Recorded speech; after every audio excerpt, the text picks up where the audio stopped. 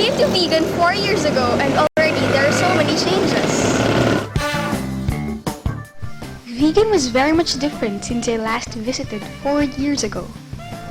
I spotted several changes, like the newly painted public market. They did a very good job at painting the exteriors that from afar one can visualize a mall in the making. And yes, you will no longer miss the fast food chain of Metro Manila. Open from dawn to dusk, the food I love to eat without fear of food poisoning has now invaded Vigan. Well, of course, people don't come all the way from Manila to Vigan just to get a taste of those, right?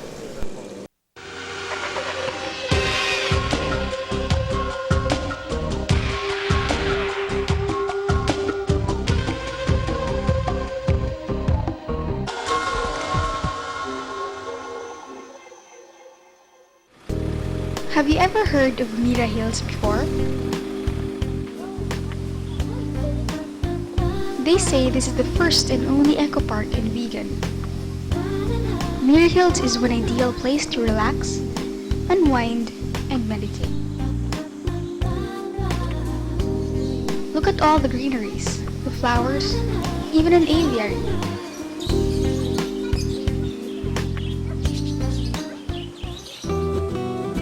Mira means to watch, and now I know why. It houses an old watchtower where the Katipuneros viewed approaching enemies coming from the South China Sea.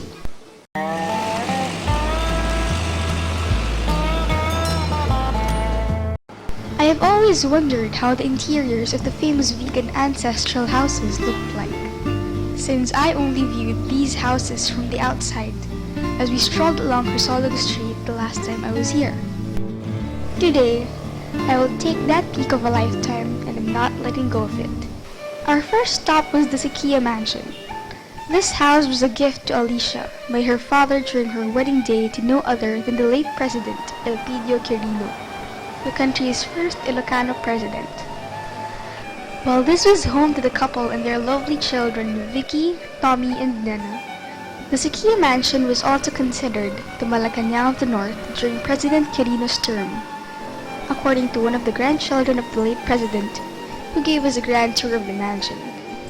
He also said the mansion contains over 300 pieces of antique memorabilia.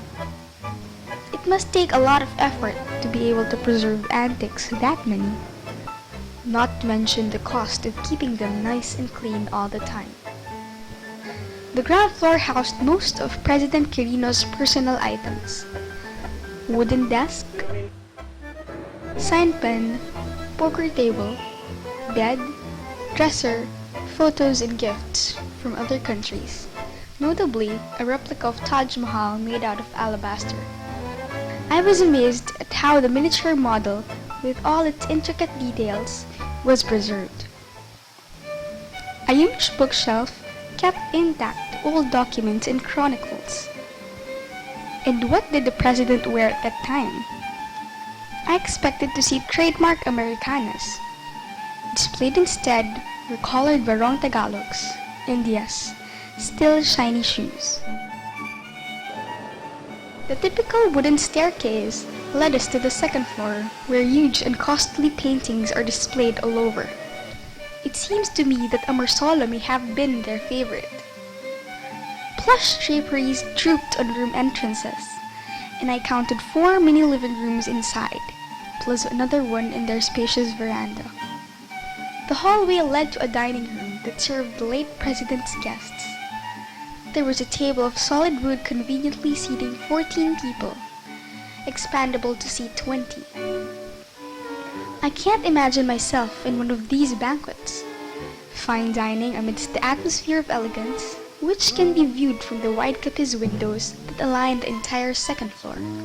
The master's bedroom isn't that big, but their bed is. It is king-sized with ultra-comfy sheets and delicately carved armchair and dresser.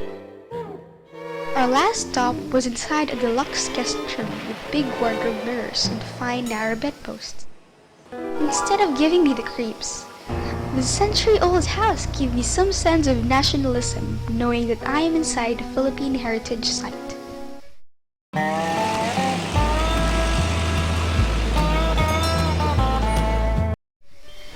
Speaking of heritage sites, there's also the Kama House, also known for furniture built artistically, elegantly, and that lasts a lifetime.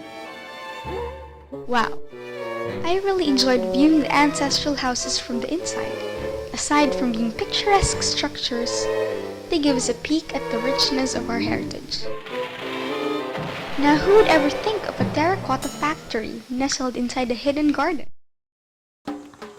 Just like Mira Hills, the florist pottery in Hidden Garden offers you a serene environment. Well-grown trees, beautiful and colorful flowers, a small water fountain, and the dainty Nipa cottage. The extraordinary part here is the pottery site that is located inside the garden. Hey, looks like these guys are ready to show us how simple it is to make the famous vegan tile.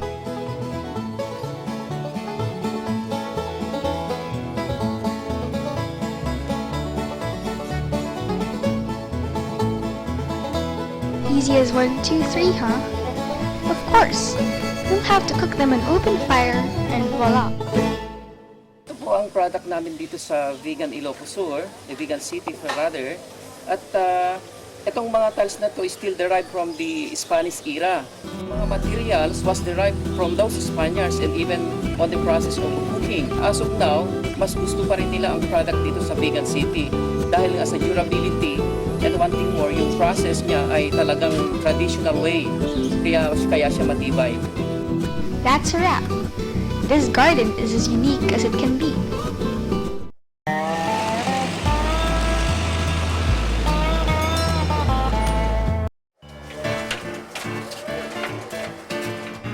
Before taking a quick break, our tireless guide brought us to a seasoned weaver's workshop.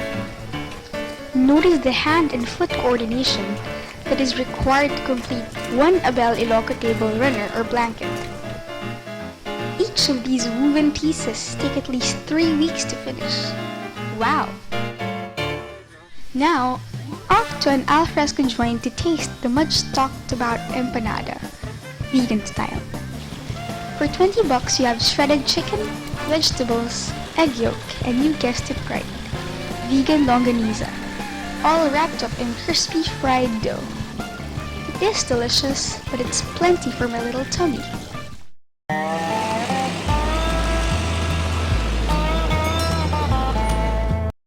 Moving on, we reach our next destination named Ruby's Pottery, owned by one of our national folk artists, Fidel Go. Indeed, these works of art have impressive qualities. Picture a jar accidentally dropped by someone. Nope, it's not what you think they are. It won't break because unlike an ordinary pot, it is vitrified. Hanging out in a pottery factory can be pretty cool. Watching the potter's hand glide and play with clay as his foot turned the spinning wheel round and round may not be as romantic a scene as in the movie Ghost, but it suddenly gives me a therapy of sorts, and the artistic sense in me aroused at that moment. The grayish mud is now molded into the most durable vessel I have ever seen.